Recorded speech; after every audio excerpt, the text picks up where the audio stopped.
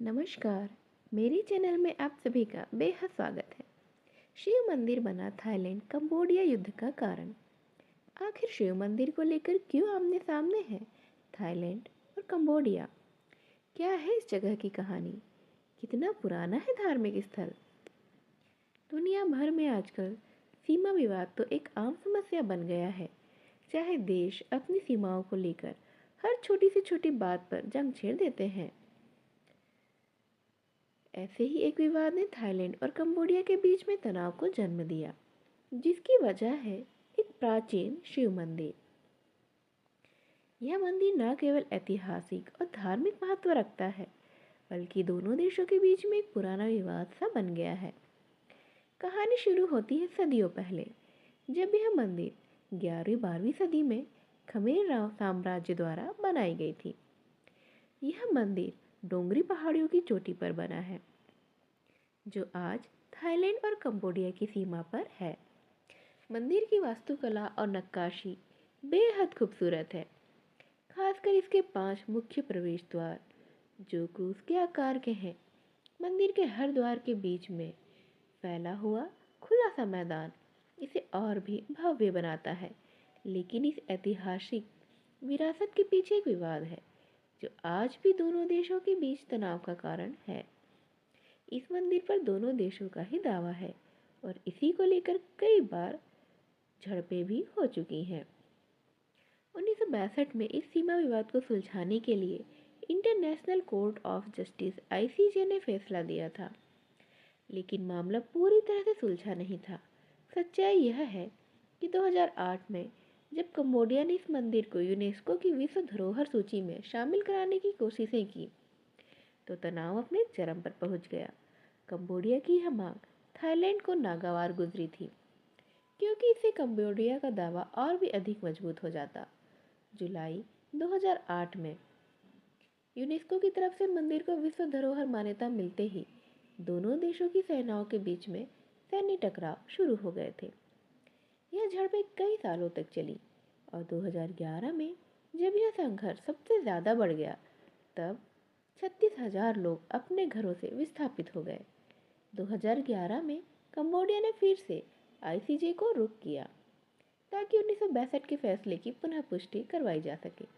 2 साल बाद अदालत ने अपना पिछला फैसला बरकरार रखा, जिसमें मंदिर की सीमाओं को लेकर कंबोडिया का पक्ष मजबूत था।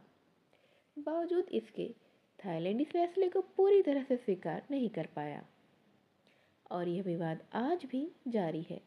मंदिर की भौगोलिक स्थिति भी बेहद विवाद की जड़ है। मंदिर की ओर मुख्य रास्ता थाईलैंड से ही जाता है, लेकिन इसके पूर्वी और पश्चिमी रास्ते कंबोडिया शहरों से जुड़े हुए हैं। इसका मतलब है कि मंदिर दोनों देशों के बीच की सीमा पर बिल्कुल ऐसा स्थित है कि दोनों ही देश इसे अपना हिस्सा मानते हैं। मंदिर के मुख्य द्वार पर शिव का वाहन नंदी की प्रतिमा है, जो इसे धार्मिक दृष्टि से और भी अधिक महत्वपूर्ण बनाती है। इतिहास में खमेर साम्राज्य ने पूरे दक्षिण पूर्व एशिया में अपनी सत्ता स्थापित की, जिसमें आज का थाईलैंड शामिल है। इसीलिए कंबोडिया खुद को उस प्राचीन साम्राज्य के वंशज बताते हैं और प्रीविहर मंदिर को अपनी सांस्कृतिक विरासत का हिस्सा मानते हैं। दूसरी ओर थाईलैंड इसे अपनी सीमा के भीतर मानने के कारण मंदिर पर अपना दावा करता है। मंदिर की कलाकृतियाँ और वास्तुकला उस समय की उन्नत कला और सांस्कृतिक वैभव को दर्शाती है। गोपुरम प्रवेश द्वार, जो क्रूस के आकार के हैं, उनके नक्काशी और विशाल खुला मैदान पर्यटकों के आकर्षण का केंद्र बिंदु रहा है। हालांकि मंदिर के एक हिस्से गोपुरम के खंडहर में बदल जाने से उसकी पुरानी महत्ता कम नहीं हुई है। मंदिर के छत पर बने समुद्र की मंथन की कलाकृतियाँ इस जगह की ऐतिहासिक गहराई को दर्शाती हैं। मंदिर के बाहर की चट्टान से कंबोडिया के उत्तरी मैदान का दृश्य बेहद खूबसूरत नजर आता है और दूर स्थित फोमकुलन पहाड़ियों की चोटी भी साफ दिखाई देती है। यह जगह पिकनिक मनाने, प्राकृतिक सुंदरता का आनंद लेने के लिए बेहद मशहूर है। लेकिन दुख की बात तो यह है कि इन खूबसूरत और ऐतिहासिक धरोहरों के पीछे दो देशों के बीच झगड़ा और हिंसा की कहानी छिपी हुई है। धार्मिक और सांस्कृतिक महत्व के साथ साथ राजनीतिक दावों ने इस मंदिर को संघर्ष का केंद्र बिंदु बना दिया है। इस विवाद से तो यह साफ है कि कभी कभी इतिहास और सांस्कृतिक विरासत भी राजनीतिक टकराव और युद्ध की वजह बन सकती हैं।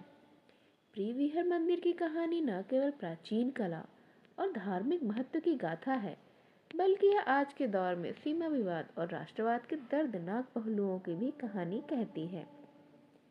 ये आज जो युद्ध जारी हुआ है, जिसे अभी सिर्फ 2 ही दिन हुए हैं, उसका भी केंद्र बिंदु बन गया है और यह कई लोगों के विस्थापित होने का भी मुख्य कारण है।